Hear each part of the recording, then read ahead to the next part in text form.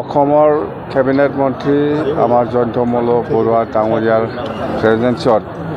অসমৰ মুখ্যমন্ত্ৰী ডক্টৰ হিমন্ত বিশ্ব শৰ্মাৰ যিটো মধ্যমিটাৰ যিটো আঁচনি আৰু বেনিফিচিয়াৰীসকলৰ যিটো চেক বিতৰণ কৰা এই সভাত ময়ো থাকি পেলাই মনটো খুব ভাল লাগিছে যে প্ৰথমা LIC হিচাপে 22,800তকৈ বেছি বেনিফিচিয়াৰীসকলে আজি আমাৰ মুখ্যমন্ত্ৰী ডাঙৰীয়াৰ যিটো মধ্যমিটাৰ যিটো আঁচনিৰ যিটো চেক বিতৰণ ইয়াত ভাগ লৈছে আৰু এই আঁচনিৰ দ্বাৰা দি আমাৰ অসমৰ তথা BTC অঞ্চলৰ আই মাতৃসকলক বহুত অৰ্থনৈতিকভাৱে সহায় কৰিব বুলি মই কামনা কৰিছোঁ আৰু উদ্দেশ্য এইটোৱে যে আই মাতৃ মহিলাসকলক কেনেকৈ অৰ্থনৈতিকভাৱে সহযোগ কৰি পেলাই মানে আগবাঢ়ি লৈ যাব পাৰে এইটো উদ্দেশ্য লৈ পেলাই CM ডাঙৰীয়া সেই প্ৰজেক্টটো লৈছে মুঠতে আৰু অকল সেইটো নহয় নিযুত মইনা প্ৰগ্ৰাম আছে আৰু অৰুণোদয় প্ৰগ্ৰাম আছে আৰু অহা জানুৱাৰী মাহৰ পৰা CM ডাঙৰীয়াই আমাক জনাইছে যে নিযুত মইনা নহয় অকল নিযুত মইনা নহয় আৰু বাবু আঁচনিও আৰম্ভ কৰিব বুলি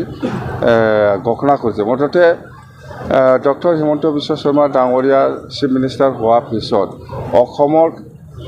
মধ্য শ্ৰেণী হওক বা দুখীয়া শ্ৰেণী হওক এইসকলক কেনেকৈ আৰ্থিকভাৱে সাহায্য কৰি পেলাই উন্নতি কৰিব লাগে ইয়াৰ প্ৰতি খুব নজৰ দি পেলাই বহুত গুৰুত্বপূৰ্ণ আঁচনি লৈ আছে আৰু ইয়াৰ বাদেও বিভিন্ন ছাইডত এডুকেশ্যন হওক কমিউনিকেশ্যন হওক বা যিকোনো ছাইডত মুঠতে এই 4.5 বছৰত CM ডাঙৰীয়া যেনেকৈ অসমৰ ৰাইজৰ কাৰণে কাম কৰি আছে এইটো আমাৰ কাৰণে খুব গৌৰৱ কৰিব লগা আৰু আমি ধন্যবাদ দিবই লাগিব আৰু সেইখিনি কথা মুঠতে আমিও মানে BTCটো ইলেকশ্যনৰ আগত আমি 5টা গেৰেণ্টি দি পেলাই আমি ৰাইজৰ মাজত প্ৰতিশ্ৰুতি দিছে বা প্ৰচাৰ কৰিছে এইটোতো হ'ব যেনেকৈ আমাৰ গৰীবসকলক সাহায্য কৰা বা আমাৰ সেল্ফ হেল্প গ্ৰুপসকলক সাহায্য কৰা আৰু বেকাৰ ল'ৰা ছোৱালীসকলক সাহায্য কৰা আৰু ইয়াৰ পিছত আমাৰ সকলো জাতি জনগোষ্ঠীকে মাটিৰ পাট্টা দিয়া এইবিলাক 5টা গেৰেণ্টি আৰু বিকলাংগ